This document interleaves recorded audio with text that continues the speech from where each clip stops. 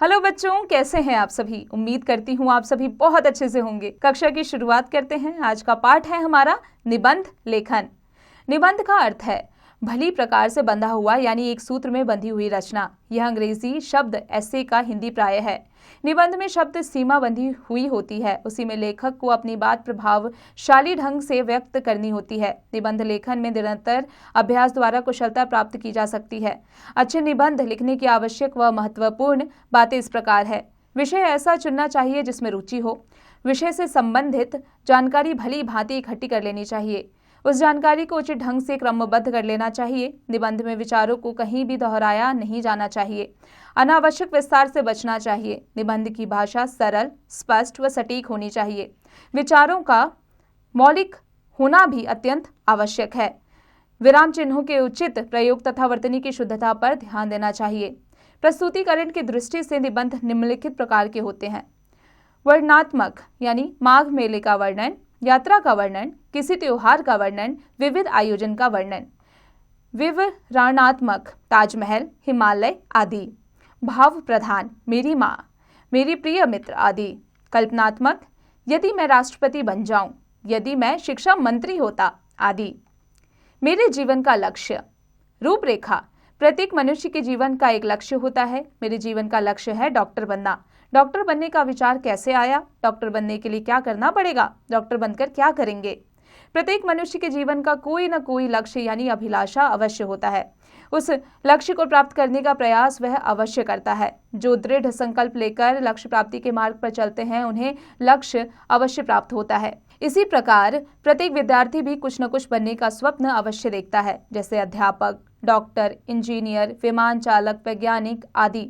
परंतु जो एकलव्य की तरह एकाग्रचित्त होकर लक्ष्य की ओर बढ़ते हैं, उन्हें ही फल की प्राप्ति होती है। मेरे जीवन का भी एक लक्ष्य है, वह है डॉक्टर बनना। मुझे डॉक्टर बनने की प्रेरणा अपने मामा जी से मिली। वे अत्यंत कुशल डॉक्टर हैं। वे धन कमाने के लिए डॉक्टर नहीं बने हैं, बल्कि वे गरीबों का मुफ्त इलाज करते हैं। इस काम में वे समय की परवाह नहीं करते। मैं भी डॉक्टर बनकर गरीबों व असहायों की सहायता करना चाहता हूँ। अपने चारों ओर बिना इलाज के तड़पते लोगों की लाचारी देखकर मेरा मन पसीज जाता है, करुणा से भर उठता है। मैं उनके लिए कुछ करना चाहता हूँ।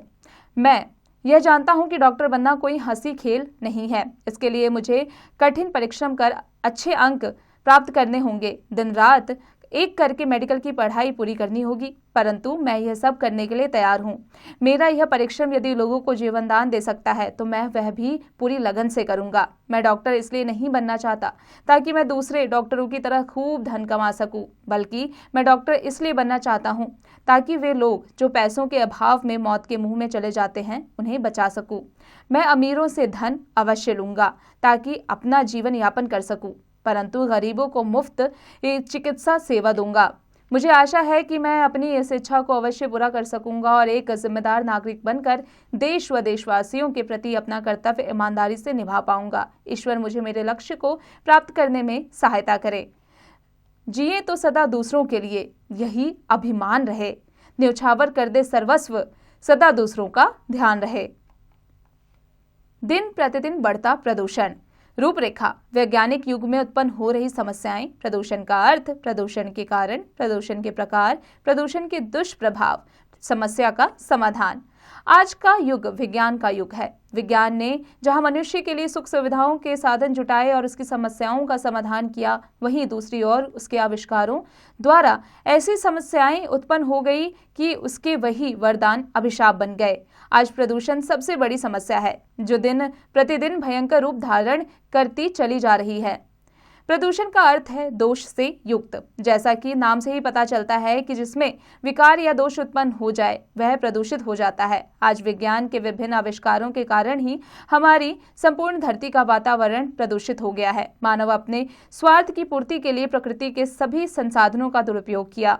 उसी का परिणाम प्रदूषण के रूप में हमारे सामने है। प्रदूषण कई प्रकार के होते हैं, जैसे वायु प्रदूषण, जल प्रदूषण, ध्वनि प्रदूषण, भूमि प्रदूषण आदि। ये सभी प्रदूषण आज धरती के सभी प्राणियों के लिए जीवन घातक सिद्ध हो रहे हैं। इनके कारण अनेक प्रकार की बीमारियां उत्पन्न हो रही है। वायु प्रदूषण मुख्यतः महानगरों में देखने को मिलता है। यातायात के साधनों से निकलता हुआ धुआं, उद्योगों की चिमनियों से निकलती जहरीली गैस से आदि के कारण वहां के वातावरण में सांस लेना दुभर हो गया है। वहां के निवासी शुद्ध वायु के लिए तरसते हैं। इसी प्रदूषण के कारण दमा जैसी फेफड़ों की कई बीमारियां पैदा हो रही हैं। जहां जनसंख्या बढ़ती जा रही है, वहीं उद्योगों की संख्या भी बढ़ती जा रही है। इन्हीं उद्योगों से निकलने वाले जहरीले पदार्थ, रसायन आदि नदी, नालों आदि में बहा दिए जाते हैं, जो अपने आसपास के क्षेत्रों में प्रदूषित जल से उत्पन्न रोगों को जन्म देते हैं। नगरों व महानगरों से होकर निकलने वाली नदियों का जल प्रदूषित हो गया है, जिससे उस जल का सेवन करने वाली प्राणी अनेक घातक रोगों से ग्रस्त हो जाते हैं। वाहनों, मशीनों, लाउडस्पीकरों आदि के शोर शराबे से नगरों में ध्वनि प्रदूषण बहुत बढ़ गया है, जिसके कारण मनुष्य का स्वभाव चिड़चिड़ा होता जा रहा है। वह तनावग्रस्त वातावरण में रह रहा है। ध्वनि प्रदूषण के कारण मनुष्य हृदय रोग, रक्तचाप व मानसिक रोगों से जूझ रहा है। फसलों की पैदावार बढ़ाने के लिए कीटनाशक दवाइयों व रसायनों का प्रयोग अंधाधुंध किया जा रहा है, जो कि हम सभी के लिए विष के समान है। इससे भूमि प्रदूषण होता है। इस कारण आज का मनुष्य कैंसर जैसी बीमारियों से लड़ रहा है। आज धरती का संपूर्ण वातावरण ही प्रदूषित हो चुका है। विज्ञान द्वारा दिए गए वरदानों का यदि दुरुपयोग न करके सोच समझकर प्रयोग किया जाए तो इन समस्याओं का समाधान हो सकता है। अधिक से अधिक वृक्ष लगाकर वायु प्रदूषण को कम किया जा सकता है। कूड़ा करकट व कारखानों से निकले दूषित पदार्थों को नदियों में न डालकर जल प्रदूषण रोका जा सकता है। प्राकृतिक रूप से बनी खाद के प्रयोग से भूमि प्रदूषण रोका जा सकता है। इसके लिए हम सभी को एकजुट होकर कार्य करना होगा। हमारा पुस्तकालय रूपरेखा। पुस्तकालय, पुस्तकें, ज्ञान की वृद्धि, डिजिटल लाइब्रेरी। आज संसार में विभिन्न विषयों पर विभिन्न भाषाओं में पुस्तकों के रूप में ज्ञान संचित है। अतः ज्ञान के इस भंडार को संचित करने का आलय पुस्तकालय कहा जाता है। पुस्तकालय अर्थात पुस्तकालय यानी घर। मुख्य रूप से पुस्तकालय दो प्रकार के होते हैं, सार्वजनिक पुस्तकालय और निजी पुस्तकालय। हम अपने घरों में पुस्तकों का जो संग्रह करते हैं वह निजी पुस्तकालय कहलाता है। जिन व्यक्तियों में पढ़ने लिखने की आदत होती है वे अपना एक निजी पुस्तकालय बना लेते हैं। सार्वजनिक रूप से पुस्तकालय विद्यालयों, महाविद्यालयों, कार्यालयों और नगर आदि के स्तर पर होते हैं। इन पुस्तकालयों को सार्वजनिक रूप से प्रयोग में लाया जाता है। यह एक ऐसा स्थान है जहां विद्यार्थी, शिक्षक, समुदाय के व्यक्ति पुस्तकों का अध्ययन कर सकते हैं। पुस्तकालय में रखी हजारों पुस्तकें हमारी सच्ची मित्र हैं। ये न केवल सच्ची मित्र हैं बल्कि स्थायी मित्र भी हैं। ज्ञान की वृद्धि करने में पुस्तकालयों का विशेष योगदान है। पुस्तकालयों में बहुत प्राचीन पांडुलिपियां भी होती है। जो व्यक्ति आर्थिक अभाव के कारण समाचार पत्र, पुस्तकें, पत्र पत्रिकाएं आदि नहीं खरीद सकते, वह पुस्तकालय में आकर इन सभी सुविधाओं को प्राप्त कर सकते हैं। आजकल डिजिटल लाइब्रेरी का भी विकास हो रहा है। विज्ञान की उन्नति का एक प्रमाण है डिजिटल पुस्तकें। अपने लिपिबद्ध या मुद्रित किताबें तो देखी ही है, लेकिन पूरी की पूरी पुस्तक एक सीडी के रूप में भी उपलब्ध होती है। अब पुस्तकालयों में इस तरह की पुस्तकों का संकलन करने का प्रचलन बढ़ा है। यह समय की मांग भी है। इंटरनेट के माध्यम से अब पुस्तकें ऑनलाइन भी पढ़ी जा सकती है ना कमाल। पुस्तकालयों में अब कंप्यूटर, इंटरनेट की भी व्यवस्था है। इसके दो लाभ हैं। एक, पुस्तकालयों का बेहतर तरीके से प्रबंधन करना। दो, पुस्तकों की संख्या, शीर्षक, लेखक, प्रकाशन वर्ष आदि को कंप्यूटर के माध्यम से देखा जा सकता है। पहले वाले कैटलॉग की तरह पुस्तकों का भरपूर लाभ उठाने के लिए जरूरी है कि हम पुस्तकों को बड़े प्यार से उठाएं, रखें, उनके पृष्ठ ना फाड़ें और ना ही पुस्तकों को रखने की जगह को बदलते रहें, जिससे कोई दूसरा व्यक्ति उस पुस्तक को इशू न करा सके। पुस्तकालय में सभी पुस्तकें सभी की है। उनके रखरखाव की जिम्मेदारी हम सब की है। पुस्तकालय को स्वच्छ रखना, वहां शांति बनाए रखना प्रत्येक पाठक का कर्तव्य है। गांधी जी ने पुस्तकालय का महत्व बताते हुए कहा था कि हर घर में पुस्तकालय होना चाहिए। हाट बने हॉट मॉल्स।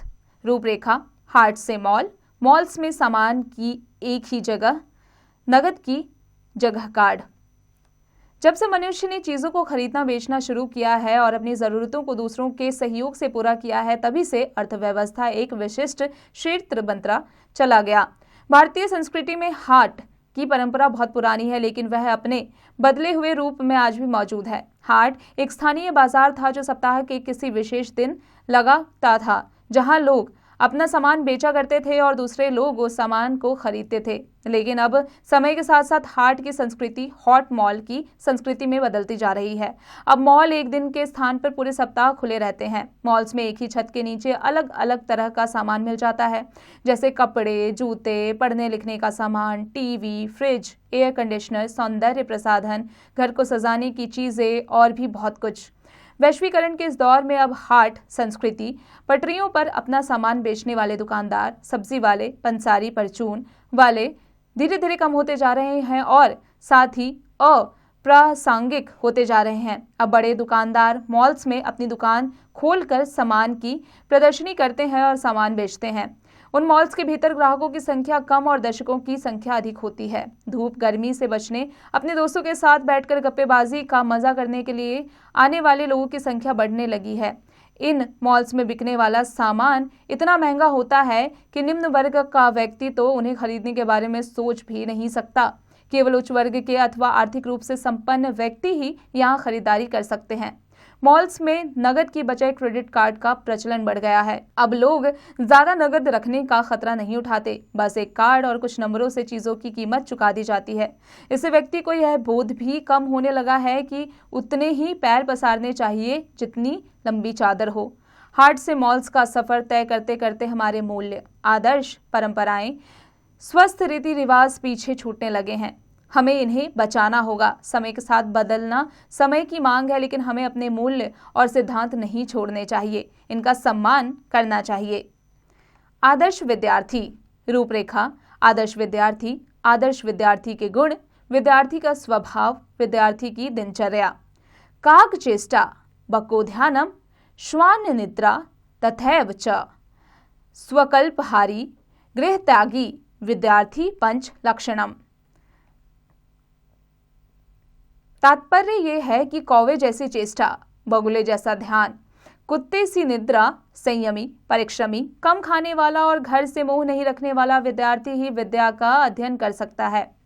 यह श्लोक और इसका भावार्थ हमारे सामने एक आदर्श विद्यार्थी को लाकर खड़ा कर देता है। जिनमें ये गुण नहीं है, वे आदर्श विद्यार्थी हो ही नहीं सकते। विद्यार्थी जीवन को मानव जीवन रूपी भवन की नींव कहा जाता है। इसी पर भविष्य का भावी भवन खड़ा होता है। यह वह बीज है जिसके विकसित व प्रस्फुटित होने पर चारों ओर सुगंध प्रवाहित हो जाती है। जैसी नींव होगी वैसा भवन होगा और जैसा बीज होगा वैसा ही वृक्ष। यदि इस जीवन में व्यक्ति ने अच्छे गुणों को अपना लिया तो उस व्यक्ति को आदर्श नागरिक बनने में कोई कठिनाई नहीं होगी। आज का विद्यार्थी ही कल देश का कर्णधार बनेगा। उसकी उन्नति देश की प्रगति है। देश की सामाजिक, आर्थिक, राजनैतिक, साहित्यिक आदि सभी दशाओं में विद्यार्थी को ही जाना है। ऐसी स्थिति में विद्यार्थी जीवन कितना महत्वपूर्ण है यह जाना जा सकता है। यही कारण है कि इस अवस्था में श्रेष्ठ संस्कारों को विकसित करना आवश्यक होता है। संसार में विद्या का स्थान सबसे ऊंचा व श्रेष्ठ माना जाता है। एक सूक्ति है, स्वदेशी पूज्यते राजा, विद्वान सर्वत्र पूज्यते। अर्थात राजा की पूजा केवल अपने देश में होती है, लेकिन विद्वान सभी जगह पूजे जाते हैं। इसी विद्या प्राप्ति का काल विद्यार्थी जीवन है। विद्या में अमूल्य गुण रूपी वे रत्न है जो व्यक्ति को संसार में आदर, सत्कार तथा प्रतिष्ठा दिलाने में समर्थ होते हैं। आदर्श विद्यार्थी वही है जो कर्तव्यों का ज्ञान रखकर अपनी विद्या का अर्जन करता है। विद्या अर्जन का अधिकारी वही बालक होता है जो विनम्र होता है। उदंड, उपद्रवी या कटुभाषी विद्यार्थी को गुरुजन भी पसंद नहीं करते। विद्यार्थी के लिए आवश्यक है नम्र, जिज्ञासु और सेवा भावी होना। उसे अनुशासन प्रिय होना भी आवश्यक है, क्योंकि अनुशासनहीन विद्यार्थी किसी अन्य का नहीं बल्कि स्वयं अपना नुकसान करता है। इसके विपरीत अनुशासित विद्यार्थी अपने लिए ही नहीं बल्कि संस्था के लिए भी गौरव अर्जित करता है। आज की परिस्थितियां बहुत बिगड़ चुकी है, क्योंकि विद्यार्थियों में अनुशासनहीनता बढ़ती जा रही है। आदर्श विद्यार्थी के लिए आवश्यक है कि वह अपनी नियमित दिनचर्या बनाए, सवेरे उठकर स्वाध्याय करे, बुरी संगत से दूर रहे, व्यवसायों में ना पड़े, अपने स्वास्थ्य के प्रति सजग रहे। ऐसा करके ही वह अपने जीवन को सुचारू रूप से चलाने में समर्थ होगा। पहला सुख, निरोगी काया। रूपरेखा, स्वास्थ्य संबंधी विचार, स्वस्थ शरीर के लिए पौष्टिक भोजन, स्वस्थ रहने के लिए नियमित दिनचर्या, व्यायाम का महत्व, स्वस्थ शरीर के लाभ। स्वस्थ शरीर में ही स्वस्थ मस्तिष्क का निवास होता है। यह उक्ति बिल्कुल सत्य है। क्योंकि यदि हमारा शरीर ही स्वस्थ नहीं है तो हमारा मस्तिष्क स्वस्थ कैसे रह सकता है। संपूर्ण शरीर को स्वस्थ और पुष्ट बनाने के लिए नियमित दिनचर्या का होना आवश्यक है। किसी ने ठीक ही कहा है कि स्वास्थ्य ही धन है, यानी कि हेल्थ इज वेल्थ। शरीर स्वस्थ रहे इसके लिए यह परमावश्यक है कि भोजन पौष्टिक व संतुलित हो, यानी भोजन में हरी पत्तेदार सब्जियां, फल, दूध, दही आदि अवश्य हो। चिप्स, पिज्जा, बर्गर आदि शरीर को ताकत नहीं देते बल्कि उसे अंदर से खोखला बना देते हैं। शरीर बीमारियों का घर बन जाता है, पढ़ाई में मन नहीं लगता तथा शरीर में आलस भर जाता है। आजकल बच्चों में इन्हीं खाद्य पदार्थों के कारण मोटापा और आंखों की बीमारियां आदि आम दिखाई देती हैं। इन सब से बचने के लिए नियमित रूप से पौष्टिक भोजन लेना चाहिए। पौष्टिक भोजन के साथ साथ नियमित व्यायाम भी शरीर को पुष्ट बनाता है। प्रातःकालीन सैर से शरीर में नई ताजगी आती है और शुद्ध वायु में सांस लेने से मस्तिष्क भी तरोताजा हो जाता है। यदि हम योगाभ्यास करें तो शरीर को अनेक असाध्य रोगों से बचा सकते हैं और दीर्घायु प्राप्त कर सकते हैं। प्राचीन काल में ऋषि मुनि योगाभ्यास द्वारा स्वस्थ शरीर व लंबी आयु को प्राप्त करते थे। पौष्टिक भोजन तथा व्यायाम के साथ साथ नियमित दिनचर्या का होना भी अत्यंत आवश्यक है। प्रतिदिन सुबह के समय जल्दी उठने तथा रात को जल्दी सोने, समय पर भोजन, अध्ययन, व्यायाम तथा विश्राम करने व खेल कूद से अवश्य ही निरोगी काया की प्राप्ति होती है। शरीर स्वस्थ रहे तो मस्तिष्क भी चुस्त व स्वस्थ रहता है। स्वस्थ बालक पढ़ाई में सदैव आगे रहते हैं, बुद्धिमान होते हैं और पढ़ाई से जी नहीं चुराते। सदैव याद रखें, पहला सुख निरोगी काया। यदि आपका शरीर स्वस्थ है तो आपके पास संसार की सबसे बड़ी दौलत है। आपको डॉक्टर के चक्कर नहीं लगाने पड़ेंगे, आप कोई भी काम सरलता से कर लेंगे। इसलिए आजकल के बच्चों के लिए आवश्यक है कि वे जंक फूड को छोड़कर पौष्टिक भोजन करें, व्यायाम करें तथा स्वस्थ जीवन बिताएं, क्योंकि स्वास्थ्य गया तो सब कुछ चला जाएगा। बच्चों, अब आ जाते हैं समय का सदुपयोग पे। रूपरेखा, समय का महत्व, छात्रों के लिए समय का महत्व, समय का दुरुपयोग करने पर हानियां। समय के प्रति निष्ठा ही समय का सदुपयोग है। जो व्यक्ति इसका सदुपयोग करना जान गया वह सफलता की कुंजी को प्राप्त कर गया। सब में सबसे अधिक बलवान है। हम भले ही विश्राम कर लें, लेकिन समय विश्राम नहीं करता। कालचक्र बिना रुके चलता है, वह किसी की प्रतीक्षा नहीं करता। इसी कारण इसका महत्व अधिक बढ़ जाता है। इसको धन से अधिक महत्वपूर्ण बताया गया है। गया धन फिर वापस कमाया जा सकता है, लेकिन बीता समय वापस नहीं लौटाया जा सकता। संसार की प्रत्येक वस्तु को घटाया बढ़ाया जा सकता है, लेकिन समय को नहीं। जो समय के महत्व को समझ लेता है वही जीवन में कुछ कर पाता है, क्योंकि हमारा पूरा जीवन कुछ क्षणों, घंटों और दिनों का योगफल ही तो है। इसका सही उपयोग न करके हम प्रतिदिन इसे गंवा रहे हैं। यदि इसके बदले में हमने कुछ भी नहीं पाया तो सारा जीवन ही व्यर्थ कहलाएगा। कबीरदास जी ने इसके महत्व को समझाते हुए कहा था, काल करे सो आज कर, आज करे सो अब, पल में प्रलय होएगी, बहुरी करेगा कब। छात्रों के जीवन में समय के सदुपयोग का बड़ा महत्व है। जो इस उम्र में जीवन का सदुपयोग करना सीख जाता है वह भविष्य में सफलता की ऊंचाइयां छूता जाता है। टाल मटोल, हंसी मजाक और सैर सपाटे करके समय नष्ट करने वाले को पछताने का भी अवसर नहीं मिलता। मन बहलाने के साधन क्षणिक सुख देते हैं, लेकिन अंत में उनका परिणाम अच्छा नहीं होता। इतिहास साक्षी है कि जिस व्यक्ति ने समय का सदुपयोग का महत्व जान लिया उसी ने संसार पर शासन किया। जेम्स वाट ने 25 वर्ष तक परिश्रम करके ही रेल के इंजन का आविष्कार किया था। मैडम क्यूरी ने लगातार 25 वर्ष तक परिश्रम करके रेडियम को खोजा। चाणक्य ने समय के महत्व को विशिष्ट स्थान दिया था। गांधी जी ने कहा था, मित्रों के वेश में दिन हमारे सामने आते हैं और प्रकृति की अमूल्य भेंट हमें दे जाते हैं। अगर हम उनका उपयोग ना करें तो वे चुपचाप लौट जाएंगे। जीवन का प्रत्येक क्षण भविष्य का निर्माता है। जो व्यक्ति इसके महत्व से अनजान बनता है उसके पास केवल पछतावा रह जाता है। समय निष्ठा मानव जीवन के लिए बहुत उपयोगी है। इसके पुजारी के पास कभी समय का अभाव नहीं रहता। उसके सारे काम ठीक समय पर होते चले जाते हैं। वह प्रगति की राह पर निरंतर अग्रसर होता चला जाता है। इसे हमारे भाग्य निर्माण की आधारशिला भी कहा जा सकता है। इसी कारण सभी लोगों को और विशेषकर छात्रों को समय की कीमत अवश्य पहचान लेनी चाहिए। उनकी कोशिश होनी चाहिए कि वे प्रत्येक क्षण का सार्थक उपयोग कर सकें। गणतंत्र दिवस रूपरेखा, भारत के 3 राष्ट्रीय पर्व। 26 जनवरी 1950 को संविधान लागू। राष्ट्रीय त्योहार का महत्व, त्योहार को मनाने की विधि, राजधानी में इस त्योहार को मनाने का वर्णन, इस त्योहार का संदेश। भारत में दो प्रकार के त्यौहार मनाए जाते हैं, धार्मिक त्यौहार तथा राष्ट्रीय त्यौहार।